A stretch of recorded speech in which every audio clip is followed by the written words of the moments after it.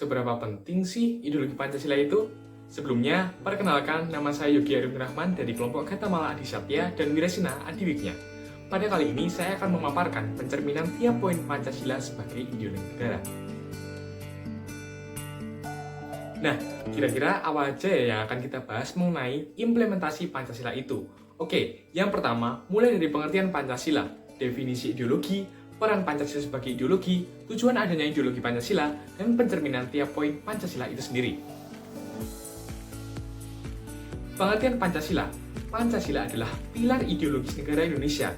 Nama ini terdiri dari dua kata, dari bahasa Sanskerta, panca berarti lima, dan sila berarti prinsip atau asas. Pancasila merupakan rumusan dan pedoman kehidupan berbangsa dan bernegara bagi seluruh rakyat Indonesia. Lanjut ke pengertian ideologi. Ideologi berasal dari kata ide yang artinya pemikiran, konsep, atau gagasan, dan kata logos artinya pengetahuan. Secara sederhana, ideologi berarti pengetahuan tentang ide-ide, keyakinan, atau gagasan. Lalu, apa sih peran Pancasila sebagai ideologi negara itu?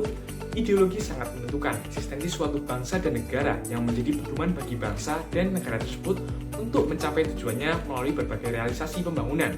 Ideologi sangat penting karena memberikan dasar, arah, dan tujuan bagi bangsa dan negara dalam menjalankan kehidupannya. Kemudian, kalian tahu tujuan ideologi Pancasila itu apa? Nah, tujuannya itu sebagai bentuk usaha menjunjung tinggi rasa saling menghargai dan menghormati hak asasi manusia dengan harapan mampu menciptakan bangsa yang nasionalis serta adanya rasa cinta tanah air kepada seluruh rakyat Indonesia.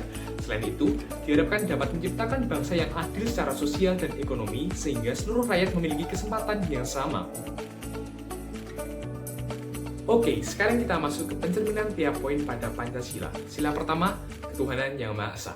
Contoh perilaku yang sesuai dengan nilai-nilai yang terkandung dalam Pancasila sila pertama, yaitu melaksanakan ibadah agama tepat waktu, memperdalam ajaran agama melalui ceramah keagamaan, pendidikan keagamaan, selalu berdoa setiap memulai dan mengakhiri suatu pekerjaan atau kegiatan. Nah, sila ke-1 ini memberikan kebebasan kepada setiap warga negara untuk melaksanakan ibadah sesuai agama dan keyakinannya, menciptakan kerukunan umat beragama, saling menghormati antar pemeluk agama, dan menyadari bahwa kedudukan dan martabat manusia sebagai makhluk Tuhan adalah sama. Next, sila kedua, kemanusiaan yang adil dan beradab. Contoh perilaku yang sesuai dengan nilai-nilai yang terkandung dalam Pancasila sila kedua adalah 1. Saling mencintai dan menghargai antar sesama manusia, saling tolong-menolong antar sesama manusia, dan menghormati hak-hak dan kebebasan orang lain. Sila kedua ini mengandung makna bahwa manusia Indonesia harus selalu menjunjung tinggi harkat dan martabat manusia sesuai dengan nilai keadilan. Oke, kita lanjut ke sila ketiga, persatuan Indonesia.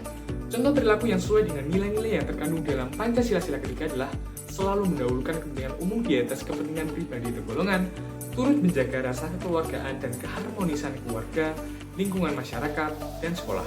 Ketiga, menghormati lambang-lambang identitas nasional seperti lambang negara, lambang kebangsaan, bendera nasional, mata uang, dan lain-lain.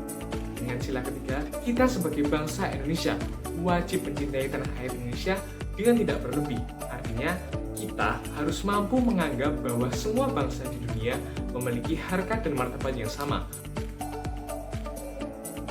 Sila keempat, kerakyatan yang dipimpin oleh hikmat kebijaksanaan dalam permusyawaratan perwakilan. Contoh perilaku yang sesuai dengan nilai-nilai yang terkandung dalam Pancasila sila keempat, yaitu mengutamakan musyawarah atau diskusi dalam setiap mengambil keputusan untuk kepentingan bersama, tidak memaksakan kehendak dalam kepentingan bersama, dan turut serta melaksanakan dan mensukseskan pemilihan pemimpin organisasi, pengurus kelas, pengurus OSIS, RT, RW, lurah, kepala desa, kepala daerah, presiden, dan lain-lain dengan jujur dan bertanggung jawab. Sila keempat ini mengandung makna bahwa dalam menyelesaikan masalah sebaiknya dimusyawarahkan. Lalu, musyawarah dilaksanakan dengan tertib dan tiap peserta diberi kesempatan menyampaikan pendapat dengan mengutamakan kepentingan orang banyak. Kita masuk ke poin yang terakhir, sila kelima, keadilan sosial bagi seluruh rakyat Indonesia. Contoh perilaku yang sesuai dengan nilai-nilai yang terkandung dalam Pancasila sila kelima ini yaitu selalu berhemat dalam setiap penggunaan kebutuhan hidup, berupaya bekerja keras dalam setiap penyelesaian tugas atau pekerjaan, dan gemar menabung untuk kebutuhan hidup di masa depan. Sila kelima menghendaki agar manusia Indonesia bersikap dan berbuat seperti anggota keluarga besar yang bertanggung jawab. Setiap manusia Indonesia harus mampu bersikap dan berbuat untuk memberikan sumbangan nyata dalam upaya meningkatkan kesejahteraan rakyat Indonesia. Baik, sekian penjelasan yang sudah saya paparkan. Harapan besar saya, semoga semua yang menonton video ini mampu mendapatkan manfaatnya, dan pesan saya kepada kita kaum muda, mulai detik ini, mari bersama kita wujudkan Indonesia yang sebenar-benarnya Pancasila. Terima kasih, see you!